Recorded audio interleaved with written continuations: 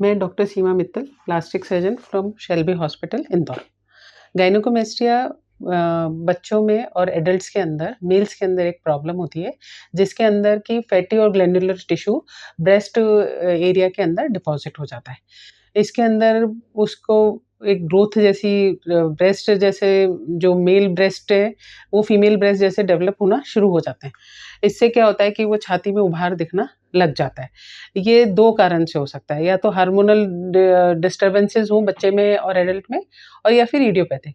अगर हम पहले जब भी पेशेंट गायनेकोमेस्टिया का आता है, तो उससे पहले हम उसे इवैल्यूएट करते हैं कि गायनेकोमेस्टिया किस प्रॉब्लम से है। अगर हार्मोनल है और या फिर कभी-कभी एडल्ट्स के अंदर एंटी हाइपरटेंसिव ड्रग्स लेने से भी गायनेकोमेस्टिया हो जाता है, और इडियोपैथिक है तो उसको हमें ट्रीट करना होता है। अगर हार्मोनल है या किसी ड्रग से है तो हार्मोनल ट्रीटमेंट, और अगर ड्रग से है तो ड्रग स्टॉप करने से वो रिवर्सल हो जाता है। पर अगर इडियोपैथिक है जिसका कि कोई कारण नहीं है, जो मेनली ओबेसिटी से रिलेटेड रहता है, अगर बच्चा ओबीज़ है या एडल्ट ओबीज़ है, तो उन लोगों में गायनेकोमेस्टिया होने के ज़्यादा चांसेस होते हैं। ये बच्चे जब भी स्कूल जाते हैं या किसी इंटरव्यू के लिए जाते हैं, तो इन लोगों के अंदर थोड़ा-सा सेल्फ कॉन्फिडेंस कम हो जाता है, बिकॉज़ ऑफ द ये जो उभार जो दिखते हैं उनके कारण।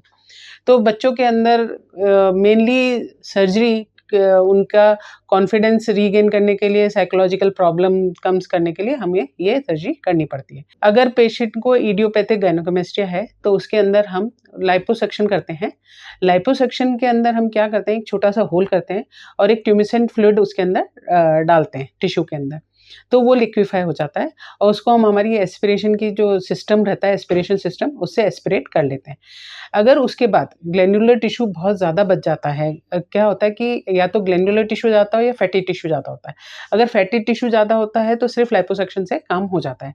लेकिन अगर ग्लैंडुलर टिश्यू बहुत ज़्यादा है ब्रेस्ट रीजन में, तो हम एक वेरिएबल इंसिजन लगा के वो ग्लैंडुलर टिश्यू भी एक्ससाइज़ कर देते हैं। इस तरह से वो पूरा फ्लैट हो जाता है। इसके अंदर ज़्यादातर एक ही दिन में सर्जरी हो जाती है और नेक्स्ट डे जो पेशेंट है या एडल्ट है, जो भी बच्चा है, वो अपने नॉर्मल रूटीन काम में चला जाता है। तो ये बहुत ही सिंपल सर्जरी है और इसके अंदर कोई कॉम्प्लिकेशंस यूजुअली नहीं होते हैं।